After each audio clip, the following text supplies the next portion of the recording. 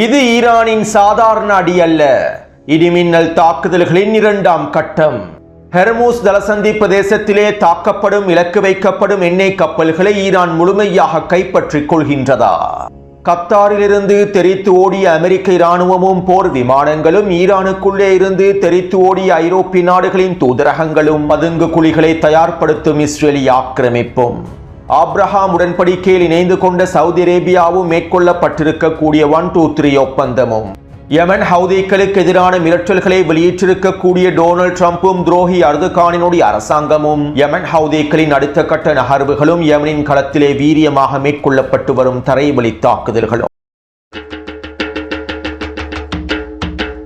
ஈரானின் மிக முக்கியமான தாக்குதல் திட்டங்கள் தொடர்பாகவும், வான் பாதுகாப்பு அமைப்புகள் தொடர்பாகவும், ஈரான் பயன்படுத்தக்கூடிய திறன்கள் தொடர்பாகவும், செங்கடல் பிரதேசத்தில் இலக்கு வைக்கப்படக்கூடிய எண்ணெய் கப்பல்கள் தொடர்பாகவும், யமனின் களத்திலே ஆரம்பிக்கப்பட்டிருக்கக்கூடிய தரைவழி தாக்குதல்கள் தொடர்பாகவும் இன்று மதியம் வெளியிட்ட காணொலியில் பல முக்கியமான தகவல்களை பதிவிட்டுள்ளேன். குறித்த காணொலியை பார்வையிடாதவர்கள் அவசரமாக கீழே இருக்கக்கூடிய லிங்கினை பயன்படுத்தி குறித்த காணொலியை பார்வையிடுங்கள். இதன் மூலமாக செய்திகளுடைய தொடர்ச்சியை உங்களுக்கு தெளிவாக புரிந்து கொள்ள முடியும். அத்தோடு அமெரிக்காவுக்கும் சவுதி அரேபியாவுக்கும் இடையிலே அணுசக்தி ஒத்துழைப்பு ஒப்பந்தமான 123 ஒப்பந்தம் கைச்சாத்திடப்பட்டுள்ளது.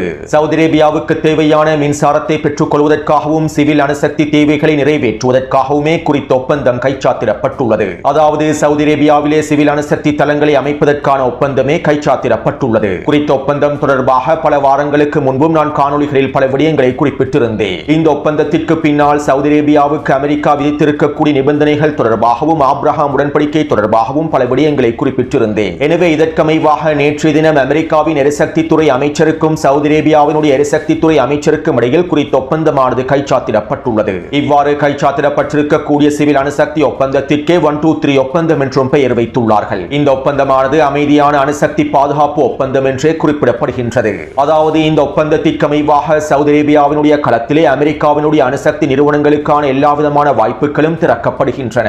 சவுதி அரேபியாவின் மின்சார தேவைகளை பூர்த்தி செய்வதற்காக அணுமின் நிலைகளை பயன்படுத்தி மின்சாரத்தை உற்பத்தி செய்வதற்காக அமெரிக்கா சவுதி அரேபியாவினுடைய களத்தில் யுரேனியம் செறிவூட்டல்களை மேற்கொள்ளாமல் அமெரிக்கா சவுதி அரேபியாவினுடைய களத்தில் அணு உலைகளையும் அமைக்கும். அமெரிக்காவினுடைய முழுமையான கட்டுப்பாட்டுக்கு கீழாலேயே குறித்த அணுமின் உலைகள் அமைக்கப்படும். அத்தோடு இங்கு யுரேனியம் செறிவூட்டல்கள் நடைபெற மாட்டாது. மேலும் இந்த அணு உலைகளில் பயன்படுத்தக்கூடிய யுரேனியத்தை அமெரிக்காவே வழங்கும். அமெரிக்க விஞ்ஞானிகளுடைய முழுமையான கட்டுப்பாட்டுக்கு கீழாலேயே இவை அனைத்தும் மேற்கொள்ளப்படும். மேலும் இதன் மூலமாக அமெரிக்கா அதிகளவான பில்லியன் டாலர் லாபங்களையும் அடைந்து கொள்ளும். டொனால்ட் ட்ரம்ப் ஜனாதிபதியாக பதவியேற்பதற்கு முன்பு அவருடைய தேர்தல் வாக்குறுதிகளில் இவை தொடர்பான பல முக்கியமான கருத்துக்களை வெளியிட்டிருந்தார். சீனா எவ்வாறு சூரிய படலங்கள் மூலமாக சர்வதேச ரீதியில் மின்சார உற்பத்தி தொடர்பான வேலை திட்டங்களை மேற்கொள்கின்றதோ, அதே போன்று நாங்கள் சிவில் அணுசக்தி திட்டங்களின் மூலமாக அணுமின் நிலைகளை அமைத்துக் கொடுப்பதன் மூலமாக மிகப்பெரிய வியாபாரத்தை மேற்கொள்ளப் போகின்றோம் என டொனால்ட் ட்ரம்ப் தேர்தல் வாக்குறுதியில் வழங்கியிருந்தார். அத்தோடு இந்த அமைதியான சிவில் அணுசக்தி திட்டத்தினை நடைமுறைப்படுத்துவதற்கு பல நிபந்தனைகளையும் அமெரிக்கா விதிக்கும். இந்த நிபந்தனைகளை முழுமையாக ஏற்றுக்கொள்வதன் மூலமாகவே ஒப்பந்தங்கள் முடிக்கப்படுகின்றன.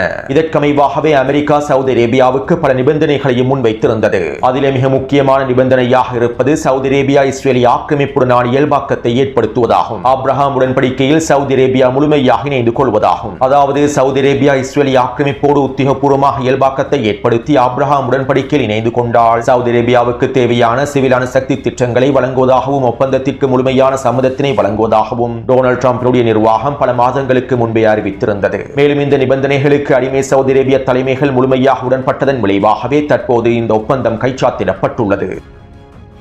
அத்தோடு இந்த ஒப்பந்தம் தொடர்பாக இன்று மாலை டொனால்ட் ட்ரம்ப் ட்ரூத் சோஷியல் தளத்தில் இவ்வாறு பதிவிட்டார். அமெரிக்காவின் எரிசக்தி துறைக்கும் சவுதி அரேபியாவின் எரிசக்தி துறைக்கும் இடையிலே மேற்கொள்ளப்பட்டிருக்கக்கூடிய சிவில் அணுசக்தி திட்ட ஒப்பந்தமானது யுரேனியம் செறிவூட்டல்களை கொண்டிருக்காத அமைதியான அணுசக்தி திட்டமாகும். ஈரானிலும் ஐக்கிய அரபு அமீரகத்திலும் பிற நாடுகளிலும் இருக்கக்கூடியதை போன்று இந்த அமைதியான சிவில் அணுசக்தி திட்டத்தினை அமைப்பதற்கான ஒப்புதலை சவுதி அரேபியாவுக்கு அமெரிக்க அரசாங்கம் வழங்கியுள்ளது. மேலும் இவை இராணுவமயமாக்கப்படாத அணுசக்தி திட்டமாகும். அத்தோடு மதிக்கப்படுகின்ற சவுதி அரேபியா ஆப்ரஹாம் உடன்படிக்கையில் முழுமையாக இணைந்து கொள்வதன் மூலமாக இந்த ஒப்பந்தத்தினை முழுமையாக நடைமுறைப்படுத்த முடியும். அமெரிக்கா எப்போதும் சிவில் அணுசக்தி திட்டங்களுக்கு எதிரானது அல்ல. இதனால் சவுதி அரேபியா ஆப்ரஹாம் உடன்படிக்கையில் இணைந்து கொள்வதை பொறுத்து குறித்த ஒப்பந்தம் முழுமையாக நடைமுறைப்படுத்தப்படும் என டொனால்ட் ட்ரம்ப் ட்ரூத் சோஷியல் தளத்தில் பதிவிட்டுள்ளார். அதாவது தற்போது அமெரிக்காவுக்கும் சவுதி அரேபியாவுக்கும் இடையிலே மேற்கொள்ளப்பட்டிருக்கக்கூடிய குறித்த சிவில் அணுசக்தி ஒப்பந்தம் தொடர்பான முன்மொழிவுகள் அமெரிக்காவினுடைய காங்கிரஸ் சபையிலும் செனட் சபையிலும் முன்வைக்கப்படும். தற்போது டொனால்ட் ட்ரம்பினுடைய நேரடியான உத்தரவுகளுக்கு அமைவாகவே இந்த ஒப்பந்தம் கைச்சாத்திடப்பட்டுள்ளது. மேலும் இந்த ஒப்பந்தத்தினை நடைமுறைப்படுத்த வேண்டுமாக இருந்தால் அமெரிக்காவினுடைய செனட் சபையும் காங்கிரஸ் சபையும் முழுமையான அனுமதியை வழங்க வேண்டும். எனவே இதற்கமைவாகவே குறித்த ஒப்பந்தம் காங்கிரஸ் சபையிலும் செனட் சபையிலும் முன்வைக்கப்படும். அத்தோடு சவுதி அரேபியா ஆப்ரஹாம் உடன்படிக்கையில் இணைந்து கொள்வதை பொறுத்து உத்தியோகபூர்வமாக அதனை அறிவிப்பதை பொறுத்து காங்கிரஸ் சபையும் செனட் சபையும் அதற்கான அனுமதிகளை முழுமையாக வழங்கும் என்று டொனால்ட் ட்ரம்ப் தெரிவித்துள்ளார். இங்கிருக்கக்கூடிய மிக முக்கியமான விடயம் என்னவென்றால் ஆப்ரஹாம் உடன்படிக்கையில் இணைந்து கொள்வதற்கான முழுமையான அனுமதியை உத்தியோகபூர்வமாக அறிவிப்பதற்கான அனுமதியை சவுதி அரேபியா வழங்காமல் குறித்த ஒப்பந்தத்தை ஒருபொழுது முடித்திருக்காது. இதனால் தான் டொனால்ட் ட்ரம்ப் தற்போது குறித்த ஒப்பந்தம் தொடர்பாக வெளிப்படையாகவும் அறிவித்துள்ளார். எனவே சுருக்கமாக குறிப்பிடுவதாக இருந்தால் தற்போது அடிமை ஜியோனிச சவுதி அரேபியா ஆப்ரஹாம் உடன்படிக்கையில் இணைந்து கொண்டு விட்டது. அமெரிக்காவின் காங்கிரஸ் சபையிலும் செனட் சபையிலும் குறித்த சிவில் அணுசக்தி திட்டத்திற்கான அனுமதி வழங்கப்பட்டதும் இவை தொடர்பான உத்தியோகபூர்வமான அறிவிப்புகளை டொனால்ட் ட்ரம்ப் வெளியிடுவார். அதாவது ஆப்ரஹாம் உடன்படிக்கையில் சவுதி அரேபிய அடிமை தலைமைகள் இணைந்து கொண்டு இஸ்ரேலிய ஆக்கிரமிப்புடனான இயல்பாக்கத்தை ஏற்படுத்தியுள்ளார்கள். அத்தோடு இந்த செய்தி ஒன்றும் ஆச்சரியமான செய்தி அல்ல. சவுதி அரேபியாவினுடைய ஜியோனிச அரபு அடிமை தலைவர்கள் ஏற்கனவே இஸ்ரேலிய ஆக்கிரமிப்புடன் இயல்பாக்கத்தை ஏற்படுத்தித்தான் இருக்கின்றார்கள். ஆனால் இவை அனைத்தும் இன்னும் உத்தியோகபூர்வமாக அறிவிக்கப்படவில்லை, அவ்வளவுதான். மேலும் இதனை உத்தியோகபூர்வமாக அறிவிப்பதற்காகவே இந்த ஒப்பந்தம் முடிக்கப்படுகின்றது. அது மட்டுமல்லாமல் சவுதி அரேபியா ஆப்ரஹாம் உடன்படிக்கையில் இணைந்து கொண்டிருப்பதனை உத்தியோகபூர்வமாக அறிவிப்பது மத்திய கிழக்கு பிராந்தியத்திலே மிகப்பெரிய தாக்கத்தையும் ஏற்படுத்தும். இதனால் தான் உத்தியோகபூர்வமாக அறிவிப்பதற்கான எல்லா விதமான வேலை திட்டங்களையும் டொனால்ட் ட்ரம்புடைய நிர்வாகமும் அடிமை சவுதி அரேபியாவும் மேற்கொண்டு வருகின்றன. அடுத்து யமன் ஹவுதி ராணுவத்தினர் செங்கடல் பிரதேசத்தினுடைய முற்றுகையை தொடர்கின்றார்கள். அடிமை சவுதி அரேபியாவினுடைய எண்ணெய் கப்பல்களையும் சரக்கு கப்பல்களையும் முழுமையாக தடுத்து நிறுத்தி வருகின்றார்கள். இப்படியான நிலைமையில் இன்றைய தினம் சீனாவுக்கு சொந்தமான சீனாவினுடைய அரசாங்கத்திற்கு கீழால் நேரடியாக இயங்கக்கூடிய 2 எண்ணெய் கப்பல்களுக்கான அனுமதிகளை யமன் ஹவுதி ராணுவத்தினர் வழங்கியிருந்தார்கள். நேற்றைய தினம் சீனா, ரஷ்யா மற்றும் இந்தியாவுக்கு சொந்தமான எண்ணெய் கப்பல்கள் அனைத்தையும் முழுமையாக திருப்பி அனுப்பியிருந்தார்கள். மேலும் சீனாவினுடைய தனியார் நிறுவனங்களுக்கு சொந்தமான எண்ணெய் கப்பல்களை திருப்பி அனுப்பப்பட்டிருந்தன. இப்படியான நிலைமையிலேயே இன்றைய தினம் யமன் ஹவுதிகளோடு சீனாவினுடைய தலைவர்கள் ஈரானை பயன்படுத்தி பேச்சுவார்த்தைகளை மேற்கொண்டிருந்தார்கள். சீனாவினுடைய அரசாங்கத்திற்கு கீழால் இயங்கக்கூடிய எண்ணெய் கப்பல்களை மாத்திரம் அனுமதிக்குமாறு கோரிக்கைகளை முன்வைத்திருந்தார்கள். இதற்கமைவாக யமன் ஹவுதிகளோடு சீனா மற்றும் ஈரானினுடைய தலைமைகள் பேச்சுவார்த்தைகளை மேற்கொண்டிருந்தார்கள். இந்த பேச்சுவார்த்தைகளை தொடர்ந்து இன்று மதியம் சீனாவினுடைய அரசாங்கத்திற்கு சொந்தமான 2 எண்ணெய் கப்பல்களை மாத்திரம் யமன் ஹவுதிகள் அனுமதித்திருந்தார்கள். அத்தோடு இங்கிருக்கக்கூடிய இன்னும் ஒரு மிக முக்கியமான விடயம் என்னவென்றால் தற்போது அமெரிக்க நிறுவனங்களுக்கு சொந்தமான இஸ்ரேலிய ஆக்கிரமிப்பு நிறுவனங்களுக்கு சொந்தமான எண்ணெய் கப்பல்களும் செங்கடல் பிரதேசத்தை நோக்கி நகர்வதற்கு பயப்படுகின்றன. இதனால் பல அமெரிக்க நிறுவனங்களுடைய எண்ணெய் கப்பல்களும் இஸ்ரேலிய ஆக்கிரமிப்பு நிறுவனங்களுடைய எண்ணெய் கப்பல்களும் ஆப்பிரிக்காவை சுற்றி பயணிப்பதற்கு தீர்மானித்திருப்பதாகவும் இந்த போர் முடியும் வரையில் செங்கடல் பிரதேசத்தினை பயன்படுத்தப் போவதில்லை என்றும் தெரிவித்துள்ளார்கள். இஸ்ரேலிய ஆக்கிரமிப்பினுடைய மிகப்பெரிய கப்பல் நிறுவனமான மெர்ஸ்க் கப்பல் நிறுவனமானது செங்கடல் பிரதேசத்தை பயன்படுத்தப் போவதில்லை என்பதனையும் அறிவித்துவிட்டது. அதாவது சவுதி அரேபியாவுக்கு எதிரான செங்கடல் முற்றுகையானது தற்போது அமெரிக்காவுக்கும் இஸ்ரேலிய ஆக்கிரமிப்புக்கும் எதிரான செங்கடல் முற்றுகையாகவும் மாறி வருகின்றது. அடுத்து துரோகி அர்துகானினுடைய அரசாங்கம் யமன் ஹவுதிகளுக்கு எதிரான மிரட்டல்களை வெளியிட்டுள்ளது. சவுதி அரேபியாவுக்கு எதிராக யமன் ஹவுதிகள் விதித்திருக்கக்கூடிய கடற்படை முற்றுகையை நாங்கள் முழுமையாக எதிர்க்கின்றோம். சவுதி அரேபியாவுக்கான முழுமையான ஆதரவை வழங்குகின்றோம். யமன் ஹவுதிகளுடைய இந்த கடற்படை முற்றுகையை முடிவுக்கு கொண்டு வருவதற்காக சவுதி அரேபியாவுக்கு தேவையான எல்லா விதமான உதவிகளையும் நாங்கள் மேற்கொள்வதற்கு தயாராகவே இருக்கின்றோம். சர்வதேச கப்பல் போக்குவரத்து பாதுகாக்கப்பட வேண்டும். இதற்காக நாங்கள் அனைத்து விதமான வேலை திட்டங்களையும் முன்னெடுப்பதற்கு தயாராகவே இருக்கின்றோம் என துரோகி அர்துகானினுடைய வெளியுறவுத்துறை அமைச்சகம் யமன் ஹவுதிகளுக்கு எதிரான மிரட்டல்களை வெளியிட்டுள்ளது.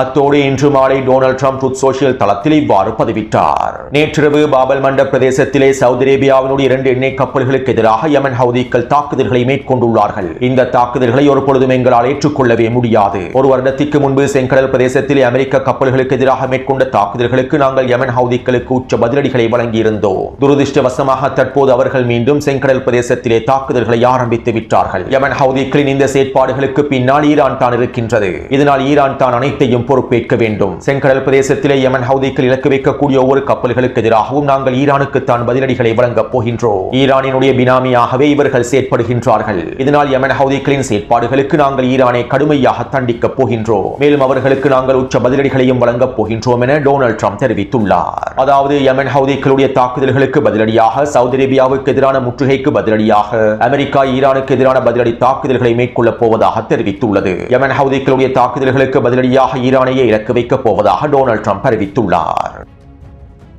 அடுத்து யமனின் களத்திலே தரைவழி தாக்குதல்கள் ஆரம்பிக்கப்பட்டு விட்டன. முன்னே காணொலியில் இவை தொடர்பாக குறிப்பிட்டுள்ளேன். மேலும் தற்போது இலக்கம் 2 குறிப்பிடப்பட்டிருக்கக்கூடிய அத்தாலியினுடைய வடக்கு பகுதியிலேயே மோதல்கள் தொடர்ச்சியாக நடைபெற்று வருகின்றன. கடந்த 4 மணித்தியாலங்களுக்குள்ளே நடைபெற்றிருக்கக்கூடிய மோதல்களில் ஐக்கிய அரபு அமீரகத்தினுடைய கூலிப்படையை சேர்ந்த டசன் கணக்கானோர் அளிக்கப்பட்டிருப்பதாகவும் தெரிவிக்கப்படுகின்றது. அதேபோன்று யமன் ஹவுதி ராணுவத்திலும் இழப்புகள் ஏற்படுத்தப்பட்டிருப்பதாக தெரிவிக்கப்படுகின்றது. தற்போது குறித்த பிரதேசத்திலே மோதல்கள் உச்சக்கட்டத்தை நோக்கி நகர்ந்து கொண்டிருக்கின்றன. இதேபோன்று ஏனைய பிரதேசங்களிலும் மோதல்கள் தரைவழி தாக்குதல்கள் ஆரம்பிக்கப்பட போகின்றன. அடுத்து நேற்று மாலையிலிருந்து ஈரான் அதனுடைய இடிமின்னல் தாக்குதல்களின் 2ஆம் கட்டத்தை ஆபரேஷன் தண்டர்போல்ட் தாக்குதல்களின் 2ஆம் கட்டத்தை நடைமுறைப்படுத்தி வருகின்றது. மத்திய கிழக்கு பிராந்தியத்தில் இருக்கக்கூடிய அடிமை அரபு நாடுகளில் இருக்கக்கூடிய அமெரிக்காவின் அதிகளவான ராடர் தளங்கள் அளிக்கப்பட்டு வருகின்றன. மேலும் பல முக்கியமான வான் பாதுகாப்பு அமைப்புகளும் தொடர்ச்சியாக அளிக்கப்பட்டு வருகின்றன.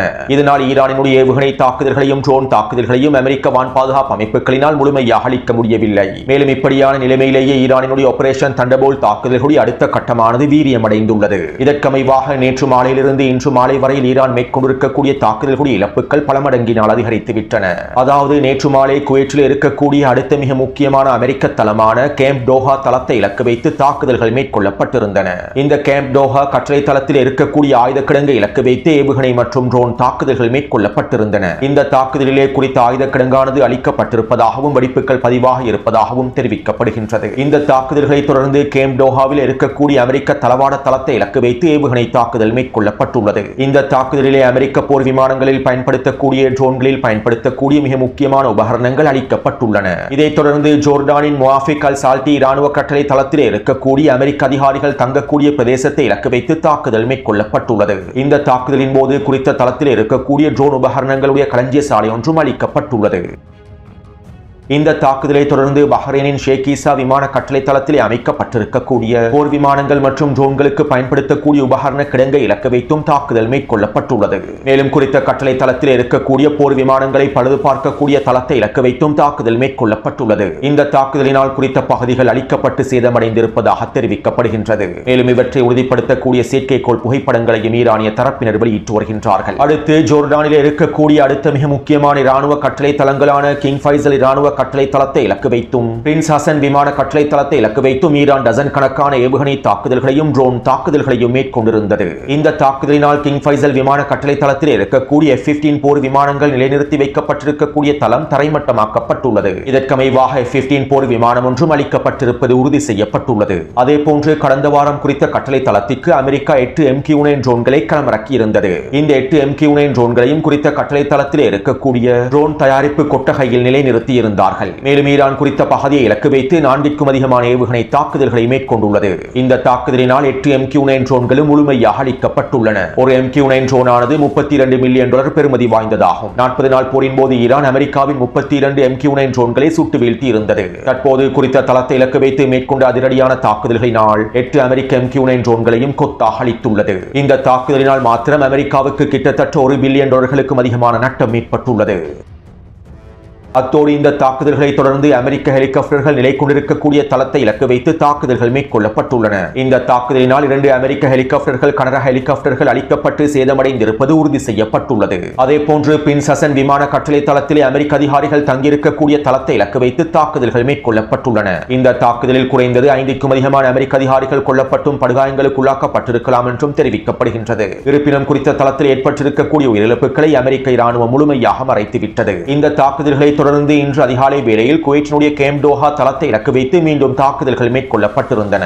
இதன்போது குறித்த தளத்தினுடைய இன்னும் ஒரு சேமிப்பு கிடங்கு அளிக்கப்பட்டிருப்பது உறுதி செய்யப்பட்டுள்ளது. அதேபோன்று காலையிலேயே குவைத்தினுடைய அலி அல் சலேம் விமான கட்டளை தளத்தை இலக்கு வைத்து உச்ச ட்ரோன் தாக்குதல்களும் ஏவுகணை தாக்குதல்களும் மேற்கொள்ளப்பட்டிருந்தன. இந்த தாக்குதலினால் மிகப்பெரிய தீப்பரவலும் ஏற்பட்டிருந்தது. இவற்றை உறுதிப்படுத்தக்கூடிய காணொலிகளை டெலிகிராம் சேனலில் காலையிலேயே பதிவிட்டிருந்தேன். குறித்த தளத்தில் இருக்கக்கூடிய எரிபொருள் கிடங்கு முழுமையாக அளிக்கப்பட்டிருப்பதாகவும் அமெரிக்க இராணுவத்திற்கு தேவையான எரிபொருள் கொள்வனவு வழித்தடங்கள் விநியோகங்கள் அளிக்கப்பட்டிருப்பதாகவும் தெரிவிக்கப்படுகின்றது. இந்த தாக்குதலை தொடர்ந்து குவைத்தினுடைய கேம்ப் அரிஃப்ஜான் தளத்தில் இருக்கக்கூடிய 2 ஆயுத கிடங்குகளை இலக்கு வைத்து தாக்குதல் மேற்கொள்ளப்பட்டுள்ளது. இதிலே ஒரு ஆயுத கிடங்கில் தீப்பரவல் ஏற்பட்டிருப்பது உறுதி செய்யப்பட்டுள்ளது. இதைத் தொடர்ந்து மீண்டும் குவைத்தினுடைய அல் சலேம் தளத்தை இலக்கு வைத்து ட்ரோன் தாக்குதல்கள் மேற்கொள்ளப்பட்டன. இதன்போது ஒரு ஆயுத கிடங்கு இலக்கு வைக்கப்பட்டதாக தெரிவிக்கப்படுகின்றது. மேலும் இந்த தாக்குதல்களை தொடர்ந்து அல் சலேம் விமான கட்டளை தளத்திலே இருக்கக்கூடிய பெட்ரியோட் வான் பாதுகாப்பு அமைப்புகளும் பேட்டரிகளும் அளிக்கப்பட்டுள்ளன. மேலும் 2 MQ-9 ட்ரோன்கள் நிலைநிறுத்தப்பட்டிருக்கக்கூடிய கொட்டகையும் முழுமையாக அளிக்கப்பட்டுள்ளது. இந்த தாக்குதல்களை தொடர்ந்து குவைத்தினுடைய கேம் ஃபியூரிங் தளத்தை இலக்கு வைத்து டசன் கணக்கான ஏவுகணை மற்றும் ட்ரோன் தாக்குதல்கள் மேற்கொள்ளப்பட்டன. இந்த தளத்தில் இருக்கக்கூடிய 2 ஹெலிகாப்டர்கள் இதன் மூலமாக அளிக்கப்பட்டுள்ளன. மேலும் இந்த தாக்குதலினால் குறித்த பகுதியிலே அமெரிக்க அதிகாரிகளும் சிப்பாய்களும் கொல்லப்பட்டும் படுகாயமடைந்திருப்பதாகவும் தெரிவிக்கப்படுகின்றது. அத்தோடு ஈரானில் இருக்கக்கூடிய தொலைத்தொடர்பு கோபுரங்கள் இலக்கு வைத்து அமெரிக்கா மேற்கொண்டிருக்கக்கூடிய தாக்குதலுக்கு பதிலடியாக குவைத்தில் இருக்கக்கூடிய தொலைத்தொடர்பு கோபுரம் ஒன்றை இலக்கு வைத்தும் தாக்குதல் மேற்கொள்ளப்பட்டிருந்தது. இதன் மூலமாக குறித்த பகுதியிலே தொலைத்தொடர்பு வலையமைப்புகள் சேதமடைந்திருப்பதாகவும் உறுதி செய்யப்பட்டுள்ளது. இந்த தாக்குதல்களை தொடர்ந்து ஜோர்டானில் இருக்கக்கூடிய தாட்வான் பாதுகாப்பு அமைப்பை இலக்கு வைத்தும் தாட்வான் பாதுகாப்பு அமைப்போடு தொடர்பு படுத்தப்பட்டிருக்கக்கூடிய ANTPY-2 ராடர் தளத்தை இலக்கு வைத்தும் ஈரான் தாக்குதல்களை மேற்கொண்டிருந்தது. இந்த தாக்குதலினால் குறித்த வான் பாதுகாப்பு அமைப்புகளுடைய பேட்டரிகளும் ANTPY-2 ராடர் தளமும் முழுமையாக அளிக்கப்பட்டுள்ளது. குறித்த ANTPY-2 ராடர் தளமானது கிட்டத்தட்ட $500 மில்லியன் பெறுமதி வாய்ந்ததாகும். 40 நாள் போரின் போதும் குறித்த ராடர் தளம் தொடர்பாக நான் தெளிவாக குறிப்பிட்டிருந்தேன். கடந்த ஒரு மாதத்திற்கு முன்பு தான் அமெரிக்கா புதிய ANTPY-2 ராடர் தளம் ஒன்றை ஜோர்டானில் களமிறக்கியிருந்தது. மேலும் தற்போது குறித்த ராடர் தளத்தையும் ஈரான் தரைமட்டமாக்கிவிட்டது. இதனால் இதற்கு பிறகு ஜோர்டானில் இருக்கக்கூடிய அமெரிக்காவின் மிகப்பெரிய தாட்வான் பாதுகாப்பு அமைப்புகளுடைய செயற்பாடுகள் துல்லியமானதாக இருக்காது. இஸ்ரேலிய ஆக்கிரமிப்புக்கு எதிரான தாக்குதல்களை முறியடிப்பதில் ஜோர்டானில் இருக்கக்கூடிய தாட்வான் பாதுகாப்பு அமைப்புகளை முக்கியமாக செயற்படுத்தப்படுகின்றன. மேலும் தற்போது இவை பலவீனப்படுத்தப்பட்டு விட்டன. அதே போன்று இன்று மாலை ஜோர்டானில் இருக்கக்கூடிய அமெரிக்க தளத்தில் கர்ஹாமில் மேற்கொள்ளப்பட்டிருக்கக்கூடிய தாக்குதல்களில் ஒரு சீரம் வான் பாதுகாப்பு அமைப்பும் பெட்ரியோட் வான் பாதுகாப்பு அமைப்பும் அளிக்கப்பட்டுள்ளது. அதே போன்று இன்று மதியம் மேற்கொள்ளப்பட்ட தாக்குதலின் போதும் ஜோர்டானில் இருக்கக்கூடிய மிகப்பெரிய ஹெலிகாப்டர் கிடங்கு ஒன்றும் அளிக்கப்பட்டுள்ளது. அமெரிக்காவினுடைய 5க்கும் அதிகமான ஹெலிகாப்டர்கள் குறித்த பகுதியில் இருந்திருப்பதாகவும் அவற்றை பழுது பார்க்கக்கூடிய தளமாகவே அது செயற்படுத்தப்பட்டிருப்பதாகவும் ஈரானிய தாக்குதலினால் முழுமையாக அளிக்கப்பட்டிருப்பதாகவும் உறுதி செய்யப்பட்டுள்ளது. அடுத்து நேற்றிரவு அமெரிக்கா ஈரான் மற்றும் ஈராக் எல்லை பிரதேசத்தை நுழைவாயில் பிரதேசத்தை இலக்கு வைத்து தாக்குதல்களை மேற்கொண்டிருந்தது. முன்னே காணொலியில் இது தொடர்பாக குறிப்பிட்டிருந்தேன். மேலும் இதற்கு பதிலடியாக ஈராக் மற்றும் குவைத்தினுடைய நுழைவாயில் பிரதேசத்தை இலக்கு வைத்து ஈரான் தாக்குதல்களை மேற்கொண்டிருந்தது. குவைத் மற்றும் ஈராக்கினுடைய நுழைவாயில் பிரதேசமான அப்தாலி பிரதேசத்தை இலக்கு வைத்து இந்த தாக்குதல்கள் மேற்கொள்ளப்பட்டிருந்தன. இவை தொடர்பான காணொலிகளை டெலிகிராம் சேனலில் பதிவிட்டுள்ளேன். மேலும் இந்த தாக்குதலை தொடர்ந்து ஈராக் மற்றும் குவைத் எல்லை பிரதேசங்கள் தற்போது முழுமையாக முடக்கப்பட்டு விட்டன. குறித்த நுழைவாயிலை குவைத்தினுடைய அரசாங்கம் முழுமையாக இழுத்து முடிவிட்டது. கண்ணுக்கு கண் பல்லுக்கு பல் என்கின்ற சமன்பாட்டுக்கு அமைவாகவே இந்த தாக்குதல்கள் அனைத்தையும் ஈரான் மேற்கொண்டு வருகின்றது. அடுத்து 2 நாட்களுக்கு முன்பு ஹெர்முஸ் ஜலசந்தி பிரதேசத்திலே 2 எண்ணெய் கப்பல்கள் தாக்கப்பட்டிருந்தன. இந்த எண்ணெய் கப்பல்கள் தாக்கப்பட்டதற்கு பின்பு அதில் இருக்கக்கூடிய மாலுமிகளும் ஊழியர்களும் வெளியேறிவிட்டார்கள். மேலும் குறித்த எண்ணெய் கப்பல்களை மீட்டெடுப்பதற்கு ஐக்கிய அரபு அமீரகத்திற்கோ சவுதி அரேபியாவுக்கோ ஈரான் அனுமதிகளை வழங்கவில்லை. இப்படியான நிலைமையில் ஈரானிய கடற்படையினர் குறித்த எண்ணெய் கப்பல்களுக்குள்ளே நுழைந்து அதில் ஏற்பட்டிருக்கக்கூடிய தீயையும் கட்டுப்பாட்டுக்குள் கொண்டு வந்து பிறகு குறித்த எண்ணெய் கப்பல்களை ஈரானுக்கு நகர்த்தி சென்றுள்ளார்கள். தற்போது குறித்த எண்ணெய் கப்பல்கள் ஈரானின் லடாக் தீவை நோக்கி நகர்ந்து கொண்டிருப்பதாக தெரிவிக்கப்படுகின்றது. இதேபோன்று வரக்கூடிய தாக்குதல்களுக்கு பின்பு எண்ணெய் கப்பல்களையும் சரக்கு கப்பல்களையும் ஈரான் முழுமையாக கைப்பற்றிக் கொள்ளும் என்று தெரிவிக்கப்படுகின்றது. அடுத்து இன்று காலையிலேயே ஈரானுக்குள் இருக்கக்கூடிய இங்கிலாந்தினுடைய தூதரகம் முழுமையாக இழுத்து மூடப்பட்டுள்ளது. பிரித்தானியாவினுடைய தூதர்கள் அவசரமாக ஈரானை விட்டு வெளியேறிவிட்டார்கள். இதைத் தொடர்ந்து பிரான்சினுடைய தூதரகமும் முழுமையாக இழுத்து மூடப்பட்டுள்ளது. பிரான்சினுடைய தூதர அதிகாரிகளும் முழுமையாக வெளியேறிவிட்டார்கள். இப்படியான நிலைமையிலேயே ஈரானுக்குள் இருக்கக்கூடிய ஐரோப்பிய நாடுகளின் தூதரகங்கள் தற்போது முழுமையாக வெளியேற்றப்பட்டு வருகின்றன. ஈரானுக்குள் இருக்கக்கூடிய தூதர்கள் அனைவரும் அவசரமாக வெளியேறி வருகின்றார்கள். அதே போன்று கத்தாரின் அல் உதைத் விமான கட்டளை தளத்தில் இருக்கக்கூடிய அனைத்து போர் விமானங்களையும் அமெரிக்கா திரும்ப பெற்றுவிட்டது. 40 நாள் போரின் போது ஈரானுக்கு எதிரான உச்ச தாக்குதல்களை ஆரம்பிப்பதற்கு முன்பும் இவ்வாறு தான் கத்தாரில் இருக்கக்கூடிய அனைத்து போர் விமானங்களையும் அமெரிக்க அதிகாரிகளையும் சிப்பாய்களையும் அமெரிக்கா அவசரமாக வெளியேற்றியது. எனவே இதே போன்றே தற்போதும் கத்தாரினுடைய அல் உதைத் தளத்திலிருந்து அமெரிக்க இராணுவம் தெரித்து ஓடியுள்ளது. மேலும் இன்னும் சில அமெரிக்காவின் சில முக்கியமான அதிகாரிகளும் சிப்பாய்களும் CIA உளவாளிகளும் அதிகாரிகளும் கத்தாரினுடைய குடியிருப்பு பிரதேசங்களில் தங்க வைக்கப்பட்டிருப்பதாகவும் தெரிவிக்கப்படுகின்றது. அதாவது ஹோட்டல்களிலும் விடுதிகளிலுமே இவர்கள் தங்க வைக்கப்பட்டுள்ளார்கள். அத்தோடு இன்றைய தினம் இஸ்ரேலிய ஆக்கிரமிப்பு டெல் அவீவ் பிரதேசத்தில் இருக்கக்கூடிய அனைத்து பதுங்கு குழிகளையும் திறப்பதாக அறிவித்துள்ளது. ஈரானுக்கு எதிரான உச்சக்கட்ட தாக்குதல்களை அமெரிக்கா ஆரம்பிக்கப் போவதனால் இந்த தாக்குதல்களில் இஸ்ரேலிய ஆக்கிரமிப்பும் பங்கு பெற்ற போவதனால் ஈரான் உச்ச பதிலடி தாக்குதல்களை இஸ்ரேலிய ஆக்கிரமிப்புக்கு எதிராக மேற்கொள்ளும் என்பதனால் தற்போது டெல் அவீவ் பிரதேசத்தில் அவசரமாக பதுங்கு குழிகளையும் திறந்துள்ளார்கள். எனவே இன்னும் 24 மணித்தியாலத்திற்குள் அல்லது 48 மணித்தியாலத்திற்குள் அமெரிக்கா ஈரானுக்கு எதிரான உச்ச தாக்குதல்களை ஆரம்பிக்கப் போகின்றது. ஈரானுடைய மின்சக்தி கட்டமைப்புகளை இலக்கு வைத்தும் பாலங்களை இலக்கு வைத்தும் தாக்குதல்களை போகின்றது. மேலும் ஈரானின் பதிலடி தாக்குதல்களினால் ஒட்டுமொத்த மத்திய கிழக்கு பிராந்தியமும் பற்றி எறிய போகின்றது. எனவே இந்த காணொலி தொடர்பான கருத்துக்களை பதிவிடுங்கள். தொடர்ந்து என்னுடன் இணைந்திருங்கள். நன்றி, வணக்கம். நன்றி உறவுகளே. இது போன்ற வீடியோகளை பார்வையிட சுந்தூஸ் முகமது இம்தியாஸ் என்ற யூடியூப் சேனலை சப்ஸ்கிரைப் செய்யும்.